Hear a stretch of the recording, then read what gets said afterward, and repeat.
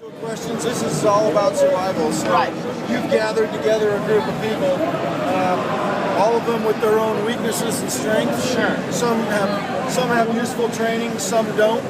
One of our main guys is really good at trivia night. Oh, nice. You know, but so you have your base, and you can.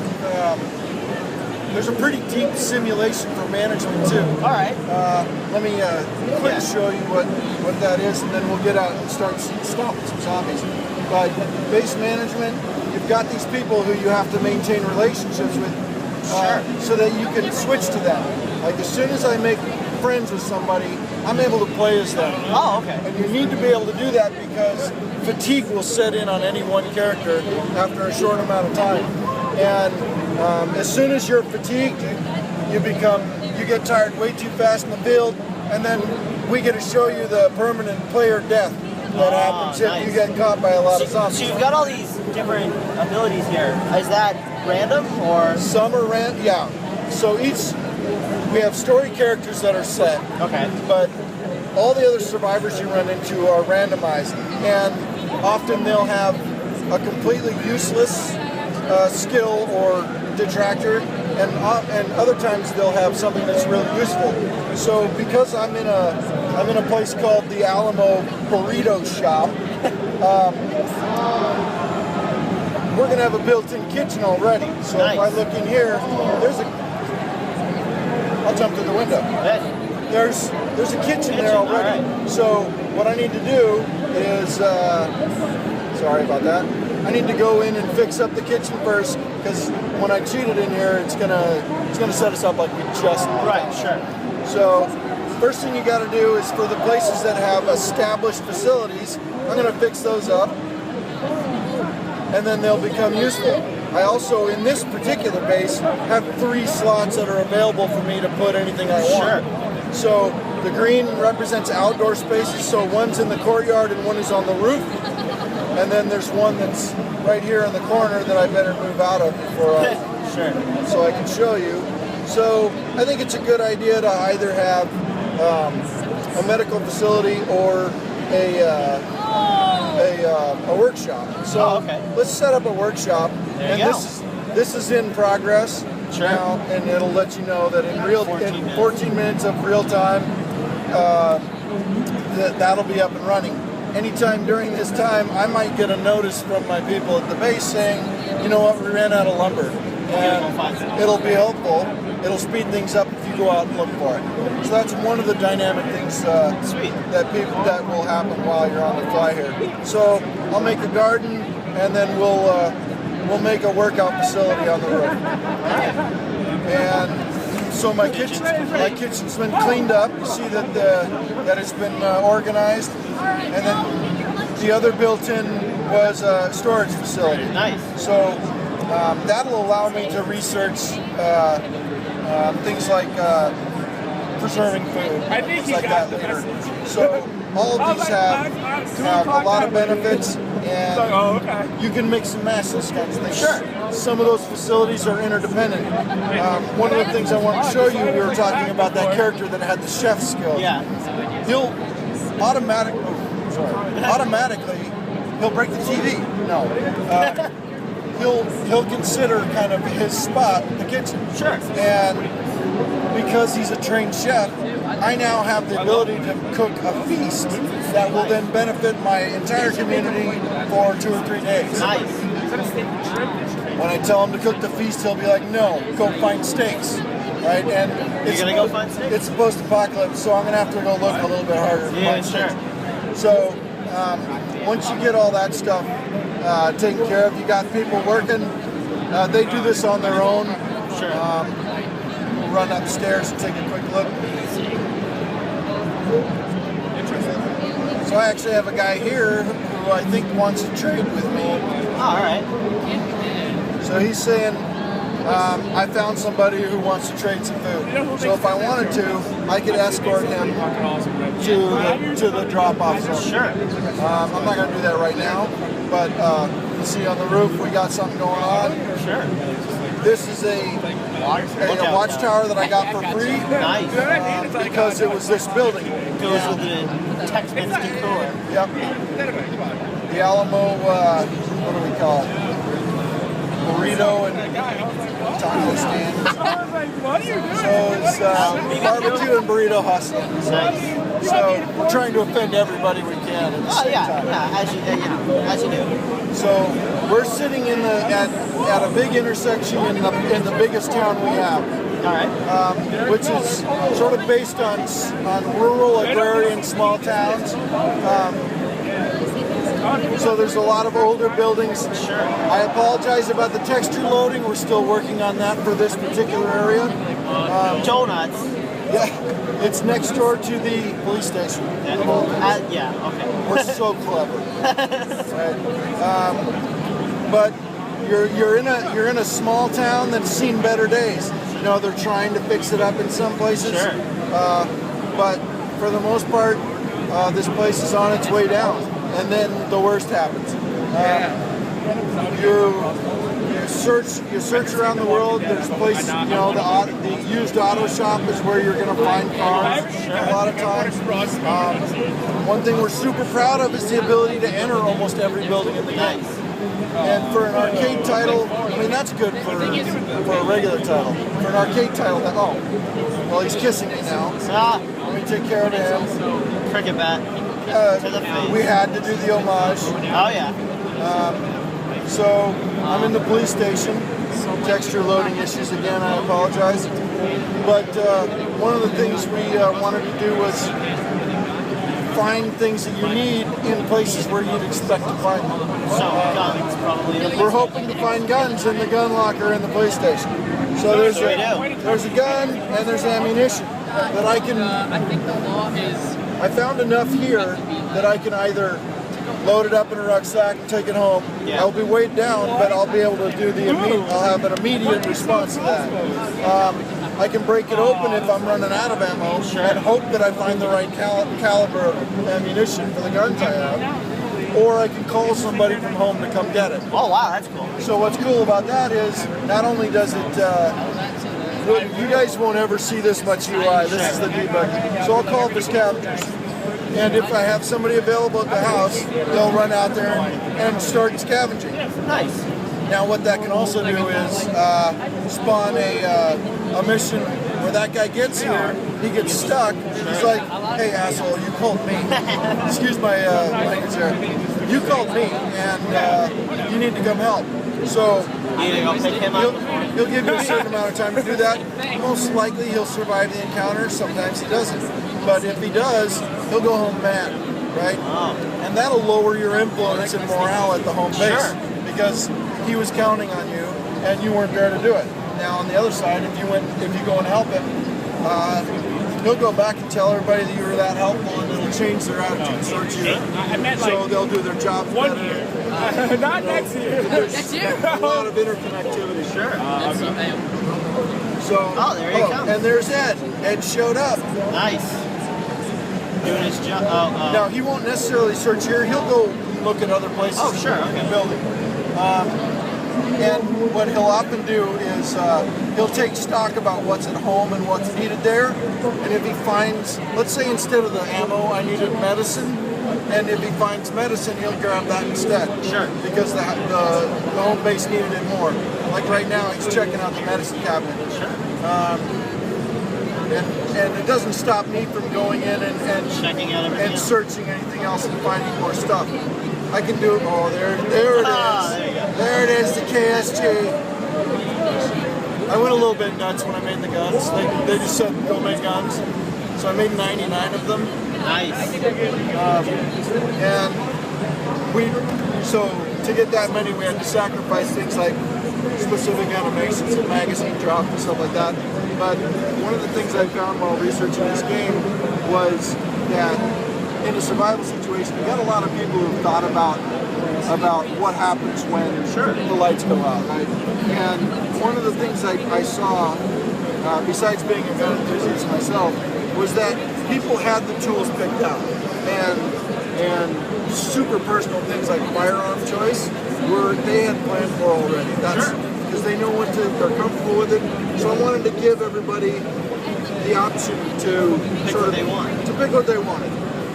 And you know, if people are upset that we don't have correct animations on reloads and stuff like that, well, that's totally viable. But it was a choice we made to provide variety. So I'll let you know. All right.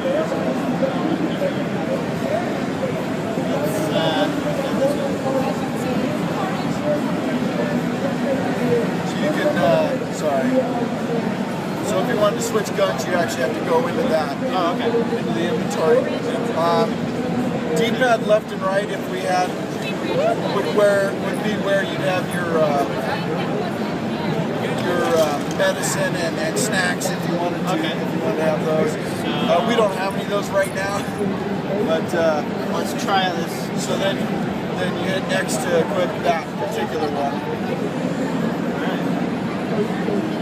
Let's check out the fire that part. So there's a horde of zombies over there that you can try it on. So the other way, there's a guy. Now, gunfire will be really loud and will cause zombies to come at you. So you saw that the gunfire startled those guys. Yeah. They're not coming after you yet, but they were like, "What was that?" What? So if you look over here, you'll see that group. Oh yeah, sure.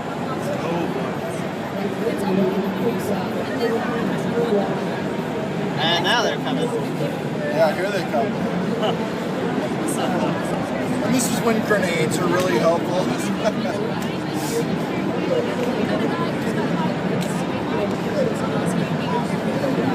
So shotgun's good at slowing them down. But not so good at finishing Not off. so good at finishing off unless they're right on you. Yeah, you're in danger. So then you'll see that using your stamina is a real is a very tactical and strategic choice, depending on what situation you're in. Because you're hurting now, and it's really hard to get away from a horde. But maybe, just maybe, I can get that.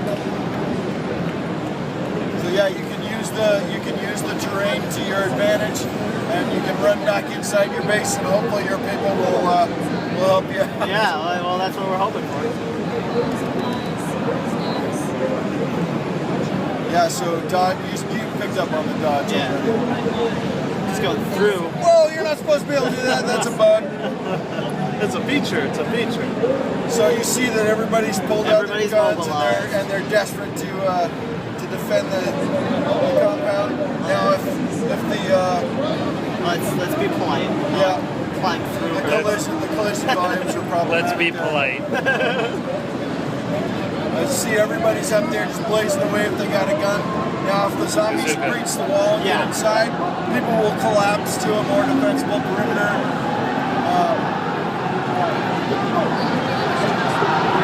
So there's a lot of action.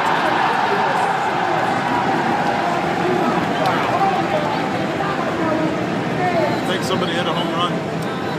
Sounds like it. I'm trying to get to this. What are you trying to? Okay, so yeah, there you got it now. Back.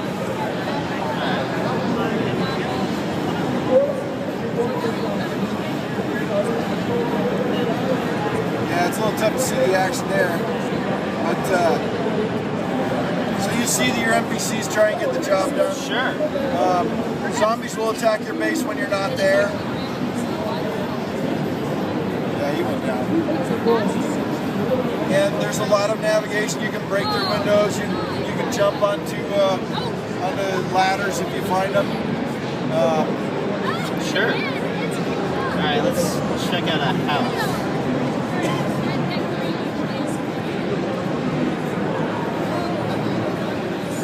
And cars. Oh, yeah. Hop in one. Vehicles are one of the most important assets in the game, and we have a depletion model that, like all the resources, once you gut a place of its resources, it won't come back. And cars are kind of the same way. If you destroy this car, you won't find it in the same spot again. There is a situation where you can. What is this present right here? What? It's a present. Where? Oh, sorry. So Present! inside that shop is something you might need to finish one of your your facilities. So if we were to look at the base interface, there'd probably be an icon over one of the like the garden that says I need to find nails or something like, or seeds or something like that. Gotcha. So, is there any kind of indicator on like the car's health or anything like that? Where it is? Well, it's all visual. Visual. You'll see it banged up, and then it'll start to steam. Oh, is this a, then it'll start to smoke, and then it'll catch on fire. Is there like a fuel element to it as well? Do they run out of fuel? Or is it So we decided against it. Originally, that was the plan, but we wanted to use fuels. You will have to search for fuel, but that's mostly for to keep your generators running when you get generators, and then also to make Molotov cocktails. Gotcha. You're in the wrong place, man. Ah, there's a person up there though. That's what I'm assuming that green. So up there is somebody who has a request. Okay. It may be somebody from your base, and it might be a stranger. There's other enclaves of people who are living just like you are, and you'll run into them.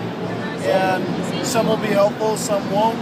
But often there's going to be a trade opportunity.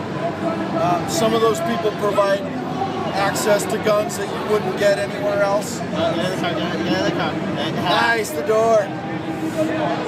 So if you hold X down, it'll flip the door open too. Oh, excellent. That was our tipping the hat to Zombie Lab. We have Make a lot use of of. the resources you have. What's that? Making use of the environment. Yeah. So there's like big propane tanks and fuel tanks you can shoot and they'll blow up.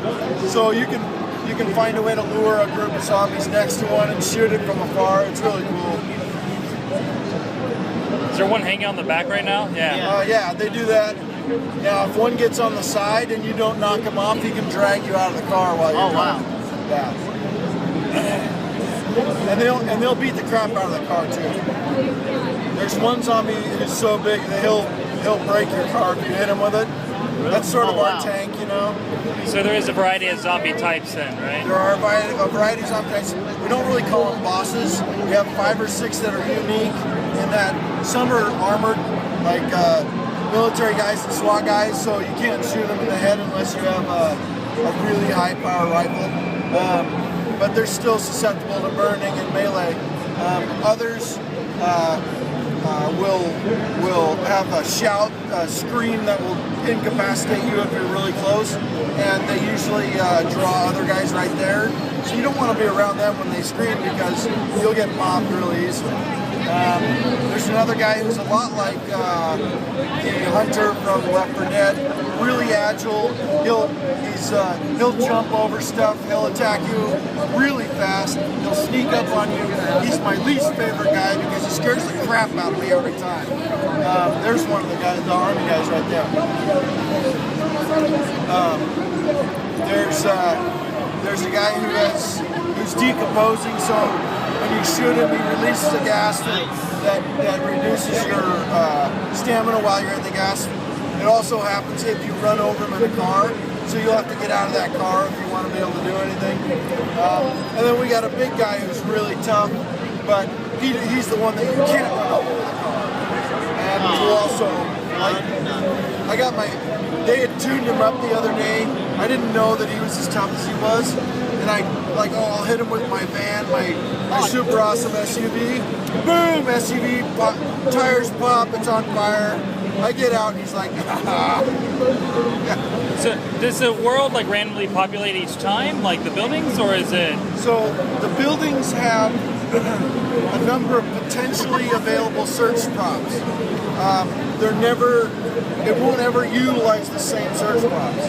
So if there's a refrigerator and a cupboard and something under the bathroom sink to look for in a house, each time you go into that house, or each time you play the game, maybe the cupboard is the only one available, or maybe the refrigerator is available. Sometimes it's not, and it'll have different amounts of stuff each time. So you'll never be able to figure out. So that's not your base. No, yeah. And so, but if it was, I'm assuming you'd be able to climb up. And, gotcha. And you can take that base over if you have enough people, enough materials, and enough influence to make the move. Nice. Yeah. So you'll find 5 or 6 more of those places around the world. And depending on what your needs are and how many people you have with you, yeah, you'll want to move. Other times places are too big to really manage until you get enough people. So yeah, cars are the best. Bam, nice. There we go. It'll get coated in blood before too long too. So there's one of the things you can shoot, the fuel tanks. It's a really expansive world. It's pretty big. It was really big. 2 minutes? Okay. Is there any questions you guys would like to ask? We got 2 minutes left. No, not really. I mean, what the perks that everybody has, Okay. different things. So I'm assuming. I'm hoping. Yeah, go ahead. So everybody, all those people have unique skills. Yeah. That they bring to the table. She's tired right now, so I'll want to go back. So I'll want to go back and probably replace her with a fresher character. Really good.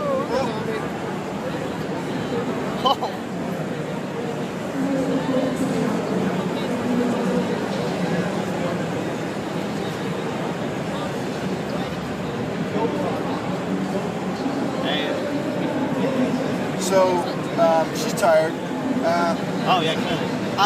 When you create a character, are you able to choose those? Is it kind of like a? There's no character creation. Oh, it's complete random. You are given. It's like we figure in a real apocalypse, you're not gonna really have the opportunity to choose the super secret ex special forces guy over some reals.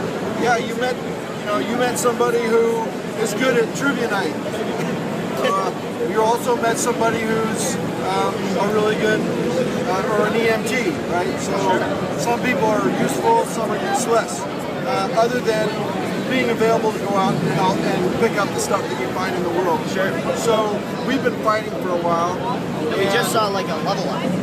Yeah, so she got better at fighting. Okay. And as she fights, you get better. she's gonna get experience in that, and eventually you'll unlock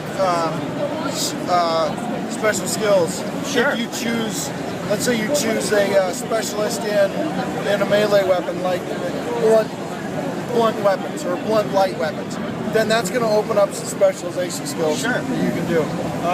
It gets really deep really fast. Yeah, so, absolutely. It's just going to be one of those things where you discover everything as you continue to play more. Of course, yeah. Awesome. Well, thanks.